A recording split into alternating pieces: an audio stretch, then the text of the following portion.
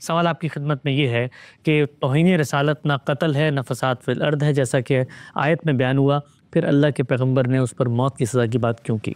یہاں بھی وہی صورتحال ہے، میں آگے چل کر اس کی وضاحت کروں گا، لیکن بات کی ابتدا وہیں سے ہوگی جہاں سے ہم اپنے منہاج کے مطابق ابتدا کرتے ہیں، یعنی اللہ کی کتاب قرآن مجید کو دیکھا جائے۔ کیا اس میں توہین کا کوئی جرم زیر بحث آیا ہے؟ کیا اس کی کوئی سزا بیان ہوئی ہے؟ وہ سزا اگر بیان ہوئی ہے تو کیا ہے؟ میں آپ سے عرض کرتا ہوں کہ آپ قرآن مجید کو شروع سے آخر تک پڑھ جائیے، اس میں شبہ نہیں ہے کہ اس میں بعض جرائم کی سزائیں بیان ہوئی ہیں۔ ہم میں سے ہر شخص جانتا ہے کہ اس میں چوری کی سزا بیان ہوئی ہے، زنا کی سزا بیان ہوئی ہے، زنا کی تہمت کی سزا بیان ہوئی ہے جسے قذف سے تعبیر کیا جاتا ہے، قتل کی سزا بیان ہوئی ہے، اور اسی طرح فساد فی الارض کی سزائیں بیان ہوئی ہیں۔ ان پر ہم اس سے پہلے گفتگو کر چکے ہیں۔ توہین کوئی جرم ہے، اس کو قرآن اس لحاظ سے زیر بحث لایا ہے، پھر اس نے بتایا ہے کہ اس میں فلاں اور فلاں سزا دینی چاہیے۔ قرآن مجید میں کسی جگہ اس کا کوئی ذکر نہیں ہے۔ یہ بات پورے اطمینان کے ساتھ کہی جا سکتی ہے کہ قرآن مجید اس طرح کی کسی سزا کے ذکر سے بالکل خالی ہے۔ اس کا یہ مطلب نہیں ہے کہ توہین کے معاملات قرآن میں زیر بحث نہیں آئے۔ توہین کے معاملات زیر بحث ہیں، اس کی بہت سی مثالیں پیش کی جا سکتی ہیں۔ رسالت مآب صلی اللہ علیہ وسلم کو مجنون کہا گیا ہے، شاعر کہا گیا ہے، الزامات لگائے گئے ہیں، یہ کہا گیا ہے کہ یہ اپنی طرف سے گھڑ کے باتیں پیش کرتے ہیں۔ اس سے بڑا الزام کیا ہو سکتا ہے کہ کسی شخص کو جھوٹ کا مرتکب قرار دیا جائے۔ اس نوعیت کی دسیوں باتیں ہیں جو قرآن مجید میں زیر بحث ہیں، لیکن دیکھ لیجئے کسی جگہ قرآن مجید نے اس پہلو سے ان کا ذکر نہیں کیا کہ یہ جرم ہو گیا ہے، اس جرم کے لیے اللہ تعالیٰ نے یہ سزا مقرر کر دی ہے۔ میں قرآن مجید کا ایک مقام بطور مثال پیش کر دیتا ہوں۔ وہاں ایک نہایت واضح معاملہ زیر بحث ہے جس میں توہین کے معاملات کو خود قرآن نے بیان فرمایا ہے، ان پر تبصرہ کیا ہے، اور یہ بھی بتایا ہے کہ اس طرح کے گناہوں کا ارتکاب کرنے والے یا جرائم کا ارتکاب کرنے والوں کے ساتھ اللہ تعالیٰ کیا معاملہ کریں گے۔ لیکن اس میں کسی دنیوی سزا کا ذکر ہو، ادنیٰ درجے میں بھی ایسی کوئی چیز نہیں ہے۔ میں سورہ نساء سے قرآن مجید کا وہ مقام آپ کے سامنے رکھ دیتا ہوں۔ یہ سورہ نساء کی آیت 46 ہے جس سے یہ مضمون شروع ہو رہا ہے۔ ارشاد فرمایا ہے، من الذین ہادوا یحرفون الکلم عن مواضعہ ویقولون سمعنا وعصینا واسمع غیر مسمع وراعنا لیًا بألسنتہم وطعنا فی الدین ولو انہم قالوا سمعنا واطعنا واسمع وانظرنا لکان خیرا لہم واقوم ولکن لعنہم اللہ بکفرہم فلا یؤمنون الا قلیلا۔ یہ آیت 46 جیسے کہ میں نے عرض کیا۔ ترجمہ سنیے، پھر ان میں سے خاص کر جو یہودی بن گئے ہیں ان کا ایک گروہ زبان کو توڑ موڑ کر اور دین پر طعن کرتے ہوئے لفظوں کو ان کے موقع و محل سے ہٹا دیتا ہے، اور سمینا و عصینا اسما غیر مسمع اور رائنا کہتا ہے، درا حالے کہ اگر وہ سمینا و اطعنا اسما اور انظرنا کہتے تو ان کے لیے بہتر ہوتا اور موقع و محل کے مطابق بھی، لیکن ان کے منکر ہو جانے کے باعث اللہ نے ان پر لعنت کر دی ہے، اس لیے وہ کم ہی ایمان لائیں گے۔ یہ قرآن مجید کا تبصرہ ہے۔ اب ذرا یہ دیکھیے کہ اس پر میں نے جو حاشیہ لکھا ہے اس میں اس کی وضاحت کس طرح کی ہے۔ میں نے لکھا ہے، یہ ان شرارتوں کی طرف اجمالاً اشارہ کیا ہے جو یہود کے اشرار نبی صلی اللہ علیہ وسلم کی توہین کے ارادے سے اور آپ کے لائے ہوئے دین کو دوسروں کی نگاہ میں حقیر اور بے وقت بنانے کے لیے کرتے تھے۔ یعنی اس میں یہ سارے جرائم جمع ہو جاتے تھے۔ توہین کا ارادہ ہے، دین کی تحقیر مقصود ہے، رسول اللہ صلی اللہ علیہ وسلم کی شخصیت کو اور آپ کی دعوت دونوں کو بے وقت کرنا ان کے پیش نظر ہے۔ اس کی ایک مثال عرب کے مجلسی الفاظ میں ان کی تحریف تھی، یعنی وہ رسول اللہ کی مجالس میں آتے تھے اور اس طرح آپ کے سامنے بیٹھ کر ان جرائم کا ارتکاب کرتے تھے۔ اس کی ایک مثال عرب کے مجلسی الفاظ میں ان کی تحریف تھی جو متکلم کی تحسین، سننے والوں کے ذوق و شوق اور اعتراف و قبول کے اظہار کے لیے بولے جاتے تھے۔ یعنی ہم جب مجلسوں میں بیٹھتے ہیں تو اگر کوئی بزرگ شخصیت بات کر رہی ہے یا مثلاً ہمارے ہم مشاعرے ہوتے ہیں، ان میں تحسین کے کچھ الفاظ رائج ہو جاتے ہیں، جیسے کہا جاتا ہے کہ مقرر ارشاد ہو، تو اس طرح کے الفاظ بالعموم مجلسی آداب کی نوعیت رکھتے ہیں۔ عرب میں بھی ایسے الفاظ رائج تھے۔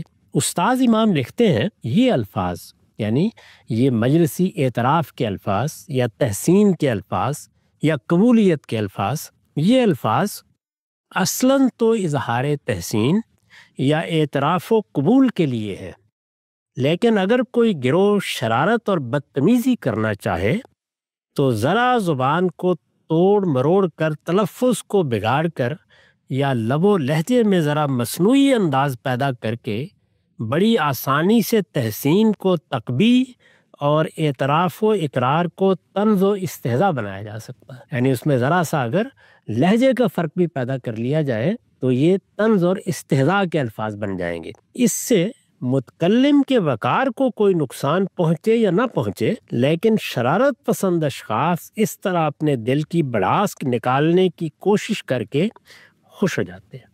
استاذ امام امین حسن اصلاحی نے ان الفاظ کی وضاحت فرمائی ہے۔ وہ لکھتے ہیں سمینا و اطانا کے لفظی معنی ہے ہم نے سنا اور اطاعت کی، یعنی مجلسوں میں جب کوئی بات کی جاتی تھی تو قبولیت کے اظہار کے لیے یہ الفاظ بولے جاتے تھے سمینا و اطانا۔ سمینا و اطانا کے لفظی معنی ہے ہم نے سنا اور اطاعت کی۔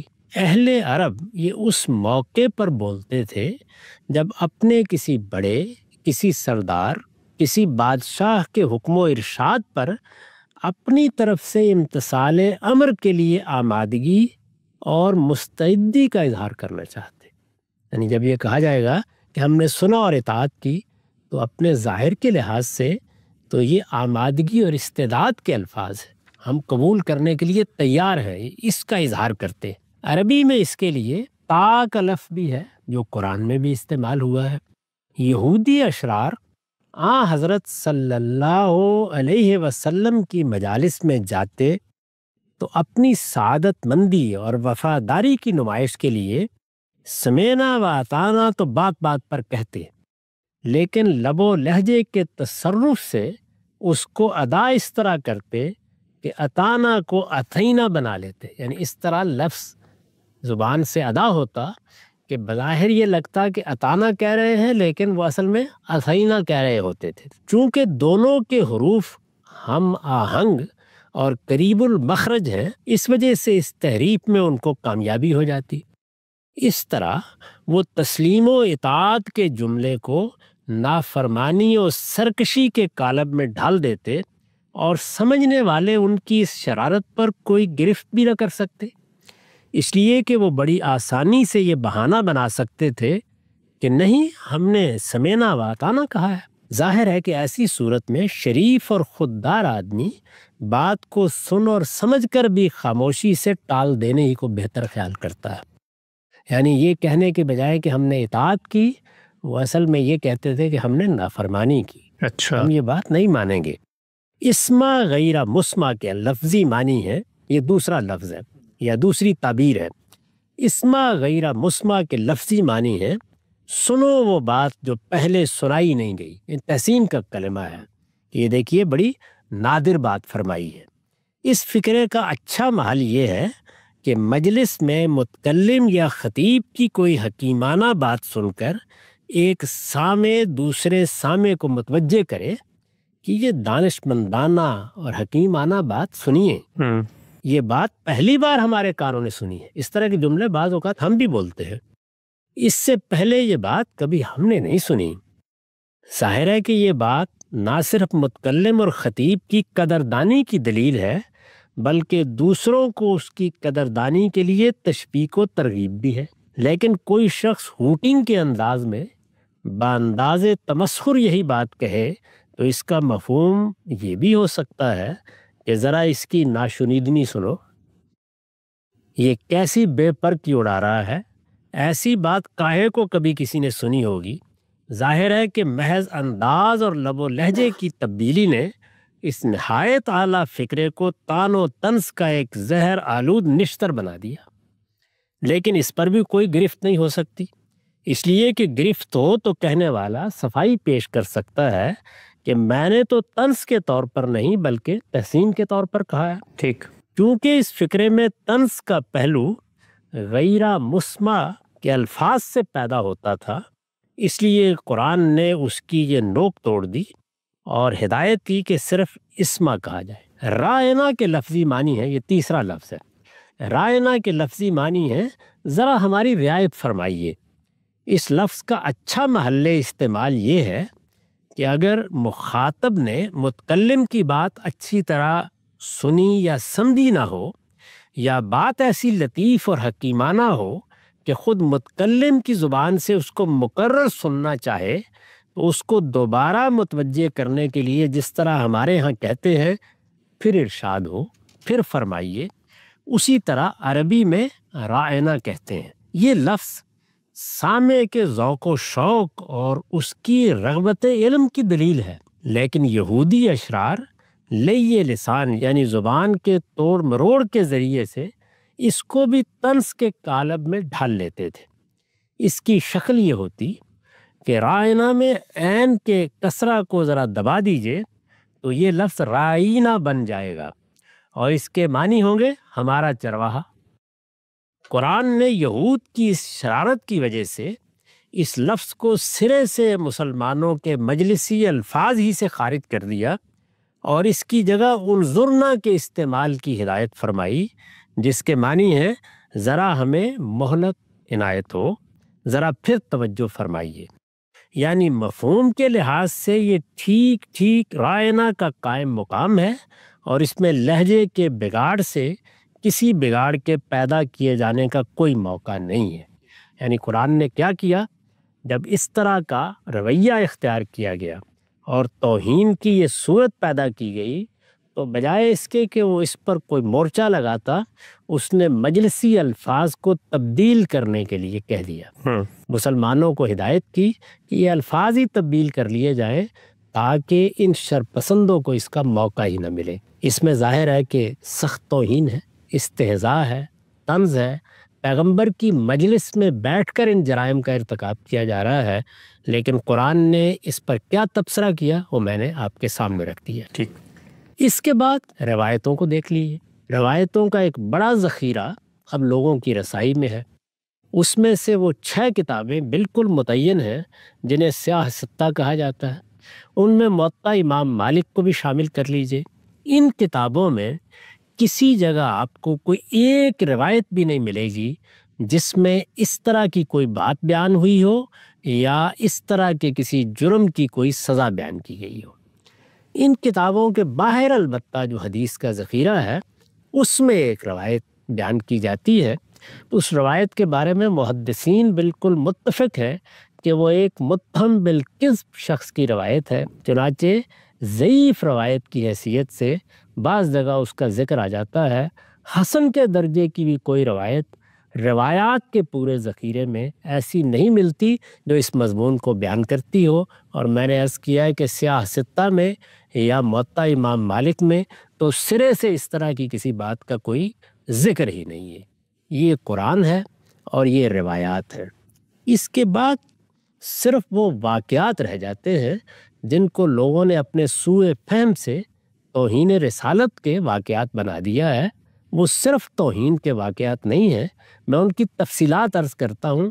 وہ سب کے سب اللہ اور رسول کے مقابل میں محاربے اور فساد فی الارض کے واقعات ہیں۔ ان تفصیلات کی یہ بات 2 اور 2 4 کی طرح واضح ہو جائے گی۔ خان صاحب، یہ جس روایت کا آپ نے ذکر کیا، یہاں پر میں یہ عرض کرنا چاہتا ہوں، ہمارے یہاں بہت معروف روایت ہے، من سب نبی فقتلہ۔ مسلمانوں کے دینی مذہبی اجتماعات میں لوگوں کو مشتعل کرنے کے لیے روایت سنائی بھی جاتی ہے، جس طرح کہ خان صاحب نے یہاں پر فرمایا ہے کہ یہ روایت محدثین کا اتفاق ہے کہ ناقابل قبول ہے۔ اس روایت کے بارے میں تفصیلی طور پہ لوگ پڑھنا چاہیں تو ہمارے ادارے کے مختلف اسکالرز نے اس پر مضامین بھی لکھے ہیں، لیکن میں 4-5 مختصر سی باتیں لوگوں کے گوش گزار کر دیتا ہوں اور اس کے بعد ہم مقدمات کی روایات کی طرف آگے بڑھیں گے۔ یہ روایت پہلی دفعہ 3 صدی ہجری میں سامنے آتی ہے اور سیدنا علی کی نسبت سے سامنے آتی ہے۔ اس سے پہلے حدیث کی کتابیں کئی 100 سال سے مرتب ہو رہی تھیں، ان میں کسی ایک کتاب میں بھی یہ روایت نہیں آئی، یہاں تک کہ سیدنا علی کی نسبت سے حدیث کے ابتدائی ترین ماخذ میں روایات منقول ہیں، لیکن کہیں پر آپ کی نسبت سے روایت سامنے نہیں آتی۔ یہ پہلی دفعہ المعجم الکبیر طبرانی کی اس میں سامنے آتی ہے۔ اس روایت کے بارے میں دوسری بات یہ ہے کہ کسی دوسرے صحابی نے، رسالت مآب صلی اللہ علیہ وسلم کے سینکڑوں نہیں ہزاروں صحابہ تھے، اور جس طرح کے جرم کی پاداش میں یہ سزا تجویز کی گئی ہے، یہ ہو نہیں سکتا کہ صرف ایک شخص کو پیش آئے۔ اللہ کے پیغمبر کی نسبت سے کسی دوسرے صحابی نے آج تک توہین رسالت کے ضمن میں قتل کی سزا کا کہیں سرے سے ذکر ہی نہیں کیا۔ تیسری بات جس طرح خان صاحب نے یہاں پر ارشاد فرمائی کہ حدیث کی جتنی بڑی کتابیں ہیں، چاہے وہ مسند احمد ہو، مسند طیالسی ہو، ابتدائی ماخذ مصنف ابن ابی شیبہ ہوں، یا ہمارے پاس جو سیاح کی کتابیں آتی ہیں، بخاری ہو، مسلم ہو، سنن ابن ماجہ ہو، موطا ہو، جتنی کتابیں ہیں ان میں کہیں بھی اس موضوع کی کوئی ایک روایت بھی سرے سے نقل نہیں ہوئی۔ اس روایت کے بارے میں جو چوتھی اور سب سے اہم بات ہے کہ جن کتابوں میں یہ بعد میں آئی ہے کئی 100 سال بعد، ان کے بارے میں بھی محدثین کا اتفاق ہے کہ ان کے اندر ایسے راوی پائے جاتے ہیں، جیسے کہ عبید اللہ عمری کے نام سے اسی روایت میں ایک راوی آتے ہیں جو متہم بالکذب پہ الزام جن پہ لگتا ہے، جو جھوٹ گھڑتے تھے۔ تو یہ روایت مسلمانوں کے علم میں بالاتفاق ایک ناقابل قبول روایت ہے۔ ہم سب روایت پر بات ہو گئی، قرآن مجید کا آپ نے بتا دیا کہ خود اللہ کے رسول کی مجلس میں لوگ ارتکاب کرتے تھے توہین کا، لیکن قرآن مجید نے کوئی سزا تجویز نہیں کی۔ پوچھنا میں آپ سے چاہتا ہوں پھر یہ سزا آئی کہاں سے، وہ مقدمات کیا ہیں، کن لوگوں کو سزائیں دی گئیں؟ میں نے ان تمام واقعات پر تفصیلی تبصرہ اپنی کتاب مقامات میں کیا ہے۔ میری کتاب مقامات میں ایک مضمون ہے توہین رسالت کی سزا۔ ٹھیک، اہل علم بھی اس کو دیکھ سکتے ہیں اور ہمارے عام ناظرین بھی۔ اس میں نے اس مسئلے کے تمام پہلوؤں پر گفتگو کی ہے۔ اس کا صرف وہ حصہ میں یہاں عرض کر دیتا ہوں جس میں واقعات بیان ہوئے ہیں، یعنی وہ کیا واقعات ہیں جن کو ماخذ بنا کر یہ سزا بیان کی جاتی ہے۔ میں نے عرض کر دیا کہ قرآن میں کوئی چیز نہیں، نبی صلی اللہ علیہ وسلم کے ارشادات میں کوئی چیز نہیں ہے، واقعات ہیں۔ واقعات کو میں اس سے پہلے عرض کر چکا ہوں کہ ہمیشہ ان کے سیاق سباق میں دیکھا جاتا ہے۔ یہ کوئی قانونی بیانات نہیں ہے، یہ جہاں تہاں لوگوں نے کوئی چیز دیکھی اس کو اپنے طریقے سے بیان کر دیا ہے۔ اس کے باوجود ان کے بارے میں وہ معلومات موجود ہیں جو یہ بتا رہی ہیں کہ یہ بھی اصلاً فساد فی الارض کے واقعات ہیں۔ میں نے لکھا ہے توہین رسالت کی سزا کے جو واقعات بالعموم نقل کیے جاتے ہیں ان کی حقیقت بھی سمجھ لینی چاہیے۔ ابو رافع ان لوگوں میں سے تھا جو غزوہ خندق میں قبائل کو مدینے پر چڑھا لانے کے مجرم تھے، یعنی جن لوگوں کے بارے میں یہ کہا جاتا ہے کہ ان کو توہین رسالت کی سزا دی گئی، ان میں یہ ایک ابو رافع بھی ہے۔ لیکن کیا یہ محض توہین کا مجرم تھا؟ اس نے کوئی اہانت کی بات کر دی تھی؟ یہ ان لوگوں میں سے تھا جو غزوہ خندق میں قبائل کو مدینے پر چڑھا لانے کے مجرم تھے۔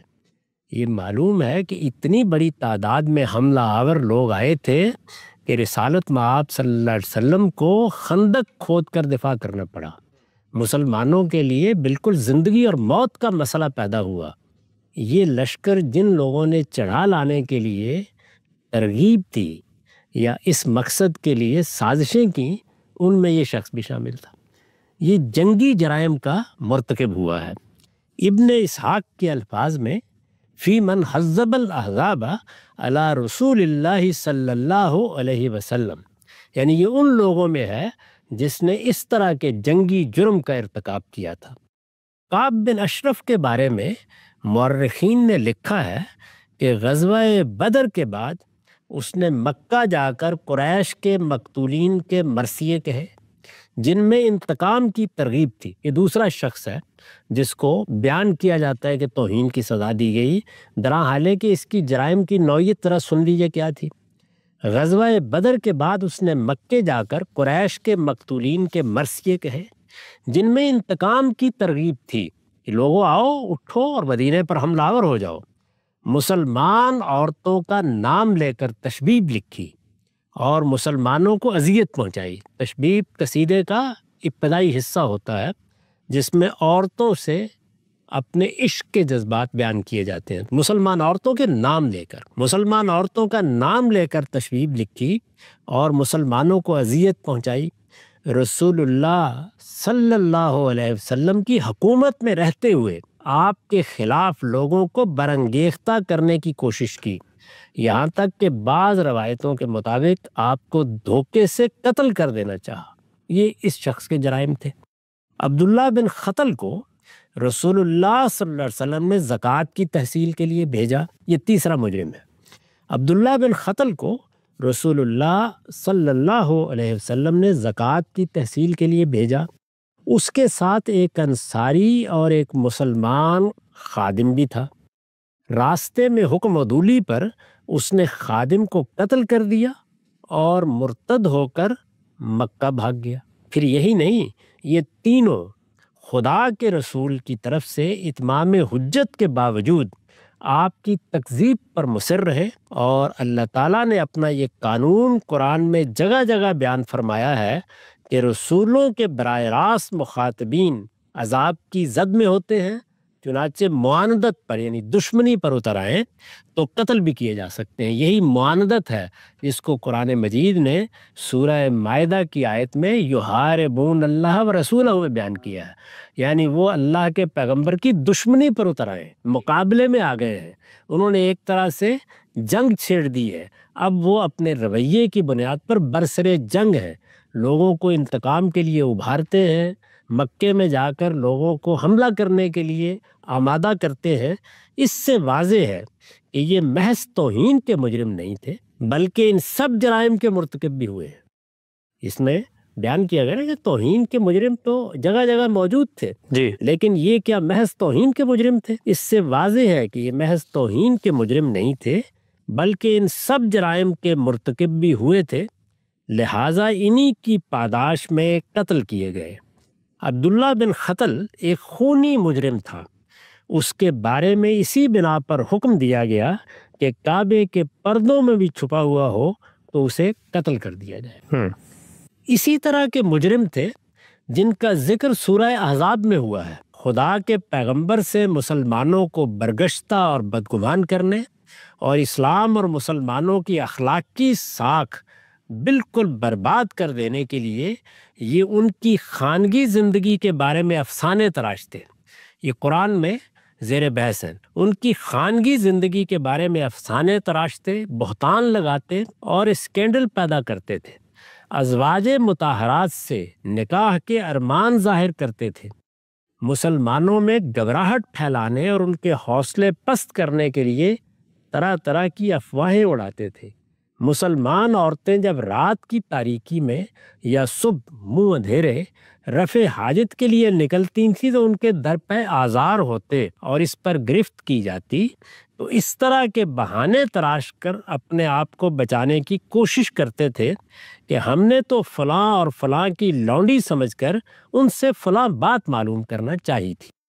ان کے بارے میں یہ سب چیزیں قرآن کے اشارات سے بھی واضح ہیں اور روایتوں میں بھی صراحت کے ساتھ بیان ہوئی ہیں۔ چنانچہ فرمایا کہ مسلمان عورتیں اپنی کوئی چادر اوپر ڈال کر باہر نکلے تاکہ لونڈیوں سے الگ پہچانی جائیں اور ان کو ستانے کے لیے یہ اس طرح کے بہانے نہ تراش سکیں۔ نیز فرمایا کہ یہ اشرار بھی متنبع ہو جائیں کہ ان حرکتوں سے باز نہ آئے تو عبرتناک طریقے سے قتل کر دیے جائیں گے۔ لَئِن لَّمْ يَنْتَهِ الْمُنَافِقُونَ وَالَّذِينَ فِي قُلُوبِهِم مَّرَضٌ وَالْمُرْجِفُونَ فِي الْمَدِينَةِ لَنُغْرِيَنَّكَ بِهِمْ ثُمَّ لَا يُجَاوِرُونَكَ فِيهَا إِلَّا قَلِيلًا مَلْعُونِينَ أَيْنَمَا ثُقِفُوا أُخِذُوا وَقُتِلُوا تَقْتِيلًا۔ یہ سورہ احزاب کی 60-61 آیات ہیں۔ اس سے تصویر سامنے آ جاتی ہے کہ یہ کس طرح کے مجرم تھے جو مدینے میں پائے جاتے تھے، انہوں نے کس طرح کی حرکتیں کی ہیں، کس طرح کے معاملات میں یہ دخیل رہے ہیں اور مسلمانوں کو اور اللہ کے پیغمبر کو کس کس طریقے سے اذیت پہنچائی ہے۔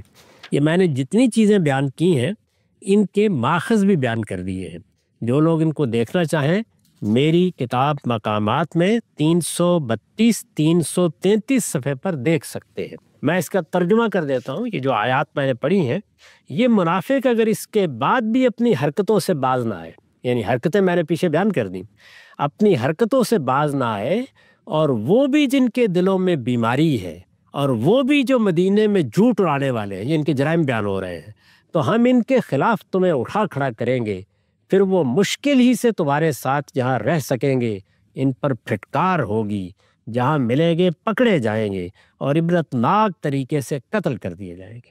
یعنی یہ دیکھیے وہی سزا بیان ہوئی ہے، وہ قتلوا تقتیلا، جو ہم اس سے پہلے سورہ مائدہ کی آیات میں دیکھ چکے ہیں۔ یعنی یہ فساد فی الارض کے مجرم ہیں، ان کو وہ سزا دی جائے گی جو اللہ تعالیٰ نے اس سے پہلے فساد فی الارض کے مجرموں کے لیے بیان کر دی ہے۔ ان کے علاوہ جو واقعات سنائے جاتے ہیں وہ اگرچہ سند کے لحاظ سے ناقابل التفات ہے، یعنی کچھ اور واقعات بھی ہیں لیکن ان کی سند دیکھی جائے تو وہی صورتحال ہے جو اس سے پہلے ایک روایت کے بارے میں آپ بیان کر چکے ہیں۔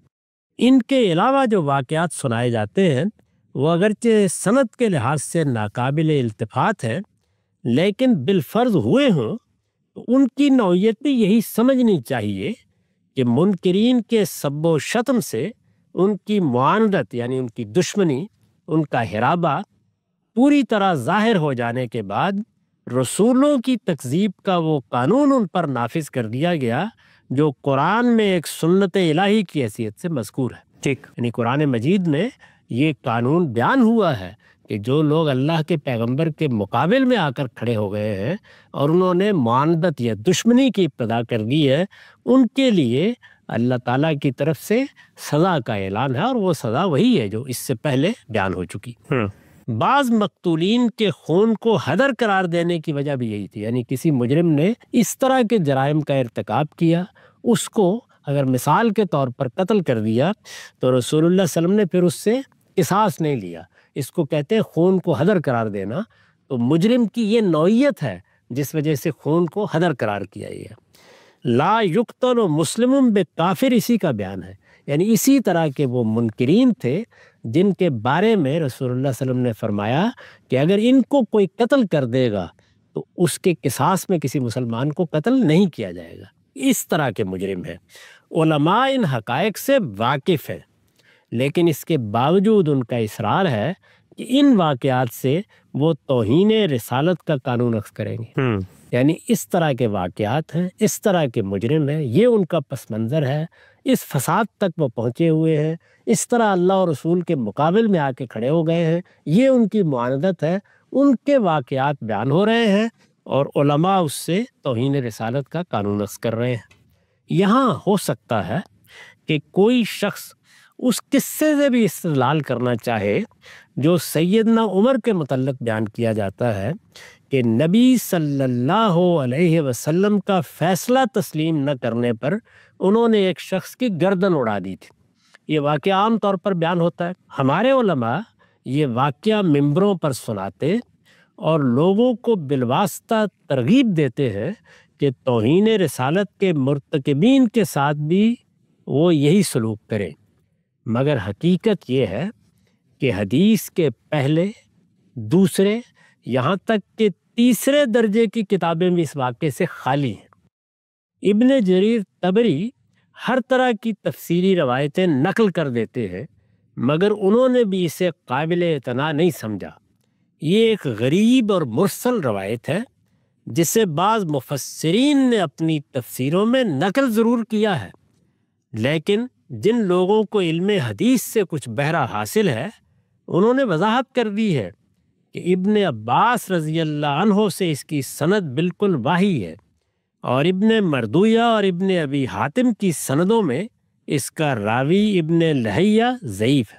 ٹھیک، یہ ساری بحث تفسیر کی کتابوں میں بھی دیکھی جا سکتی ہے اور رجال کی کتابوں میں بھی دیکھی جا سکتی ہے۔ اس کے بارے میں یہ بات بھی بالکل غلط ہے کہ مفسرین سورہ نساء کی آیت 63 کی شان نزول کے طور پر یہی واقعہ بیان کرتے ہیں۔ نساء کی یہ آیت اگرچہ کسی شان نزول کی محتاج نہیں ہے، تاہم جو واقعہ امام بخاری اور دوسرے ائمہ محدثین نے اس کی شان نزول کے طور پر بیان کیا ہے اور جسے مفسرین بالعموم نقل کرتے ہیں وہ اس کے برخلاف، یعنی یہ نہیں بلکہ ایک دوسرا واقعہ انہوں نے نقل کیا ہے، وہ اس کے برخلاف یہ ہے کہ رسول اللہ صلی اللہ علیہ وسلم کے پھوپھی زاد بھائی حضرت زبیر کا ایک انصاری سے پانی پر اختلاف ہو گیا۔ معاملہ حضور کے سامنے پیش ہوا تو آپ نے فرمایا کہ زبیر اپنے کھیت کو سیراب کر کے باقی پانی اس کے لیے چھوڑ دیں گے۔ اس پر انصاری نے فوراً کہا یا رسول اللہ، اس لیے نہ کہ زبیر آپ کے پھوپھی زاد بھائی ہیں۔ اللہ، یہ صریح بے انصافی اور اقربا پروری کا اتہام اور انتہائی گستاخی کی بات تھی۔ چنانچہ بیان کیا گیا ہے کہ آپ کے چہرے کا رنگ بدل گیا، مگر آپ نے اس کے سوا کچھ نہیں کیا کہ اپنی بات مزید وضاحت کے ساتھ دہرا دی اور فرمایا کہ کھیت کی مڈیر تک پانی روک کر باقی اس کے لیے چھوڑ دیا جائے۔ علماء کو حسن انتخاب کی داد دینی چاہیے کہ رسول اللہ صلی اللہ علیہ وسلم کے عفو و درگزر اور رافت و رحمت کی یہ روایت تو انہوں نے نظر انداز کر دی ہے، درا حالے کہ یہ بخاری و مسلم میں مذکور ہے، اور حضرت عمر کے گردن مار دینے کی ضعیف اور ناقابل التفات روایت ہر جگہ نہایت ذوق و شوق کے ساتھ سنا رہے ہیں۔ یہ ان واقعات پر میرا تبصرہ ہے، اس کی روشنی میں آپ خود فیصلہ کر لیجئے کہ کیا اس طرح کی کوئی سزا فی الواقع اسلام کے ضابطۂ حدود و تعزیرات میں موجود ہے۔ میں پوری ذمہ داری کے ساتھ کہتا ہوں کہ اس طرح کی کوئی سزا کسی ماخذ میں موجود نہیں ہے۔ صاحب یہ پورے مقدمات کی رضاعت واضح ہوتی ہے، جس سے بالعموم یہ غلط فہمی پیدا کی جاتی ہے کہ یہ محض توہین کے مجرم تھے۔ ان واقعات کو پڑھ کے یہ بات واضح ہوتی ہے کہ اس میں بعض فساد فی الارض کے مجرمین ہیں، معاندین ہیں، اور بعض اللہ کے پیغمبر کی اسی سنت کے تحت جس پر اللہ کے رسولوں کو بھیجا جاتا ہے اور پھر اتمام حجت کے بعد جزا و سزا کا نفاذ ہوتا ہے، اس کے نتیجے میں ان کو قتل کیا گیا۔ ہم سب یہ نقطہ تو واضح ہوتا ہے۔ ایک آخری چیز جو اس پورے تصور کے ابطال میں پیش کی جاتی ہے وہ یہ کہ اللہ کے رسول نے جن لوگوں نے ارتداد اختیار کر لی ہے ان کے بھی قتل کی ہدایت کی ہے، من بدل دینہ فاقتلوہ۔ اس روایت کے اوپر قانون اتمام حجت کی سیریز میں بہت تفصیل سے غامدی صاحب اظہار کر چکے ہیں، لنک آپ ڈسکرپشن میں دیکھ سکتے ہیں۔ وہاں یہ بتایا گیا ہے کہ اس روایت کی اصل کیا ہے، پس منظر کیا ہے، اور کس قانون کا اطلاق اللہ کے پیغمبر نے کیا ہے۔ ہم سب یہاں پر صرف ایک سوال میں پوچھنا چاہتا ہوں کہ یہ جو ہم نے شریعت کے باب میں اللہ کی ہدایت پڑھی کہ قتل اور فساد فی الارض کے علاوہ کسی شخص کی جان نہیں لی جا سکتی، وہاں بھی آپ نے واضح کیا تھا، یہاں بھی ذرا وضاحت کر دیں کہ قانون اتمام حجت سنت الہی کے تحت کوئی معاملہ ہوتا ہے، اس کا اس شریعت سے کوئی تعلق نہیں ہے۔ یہ اللہ کے پیغمبر کے بعد مسلمانوں نے جن چیزوں پر قتل کی سزا دینی ہے وہ چیز زیر بحث ہے۔ میں نے اپنی کتابوں میں جگہ جگہ اس کو واضح کیا ہے۔ یہ میرے ڈسکورس میں ایک بڑا بنیادی مسئلہ ہے۔ اس میں میں نے تفصیل کے ساتھ بتایا ہے کہ اللہ تعالیٰ نے جب دین کی ہدایت قرآن میں نازل کی تو اس میں جس طرح ہمارے لیے ایک شریعت بیان ہوئی ہے جو ظاہر ہے کہ خدا کا ابدی حکم ہے، اسی طریقے سے اللہ تعالیٰ کے بعض سنن بھی بیان ہوئے ہیں۔ یہ سنن میں نے اپنی کتاب میزان میں تفصیل سے واضح کر دیے ہیں۔ ان میں سے یہ سنت الہی وہاں زیر بحث آئی ہے کہ اللہ تعالیٰ دنیا میں کیسے جزا و سزا کا معاملہ کرتے ہیں۔ جزا و سزا کا یہی معاملہ ہے جس کو قانون اتمام حجت کے زیر عنوان اس سے پہلے ہم واضح کر چکے ہیں۔ جی، وہ قانون اتمام حجت کا اطلاق ہے، اس کا کوئی تعلق شریعت سے نہیں ہے، نہ ہم سے کوئی تعلق ہے، اس لیے کہ ہم شریعت کے پیرو ہیں۔ اللہ تعالیٰ کے سنن خود اللہ تعالیٰ کی طرف سے حکم بنتے ہیں اور اس کا پیغمبر ان کا نفاذ کرتا ہے۔ ان دونوں کے فرق کو میں نے اپنے پورے ڈسکورس میں جگہ جگہ واضح کیا ہے اور ہر جگہ یہ بتایا ہے کہ ان قوانین کا یا ان ضوابط کا یا ان سنن کا اس شریعت سے کوئی تعلق نہیں جس شریعت کا ہمارے پروردگار نے ہمیں پابند کیا۔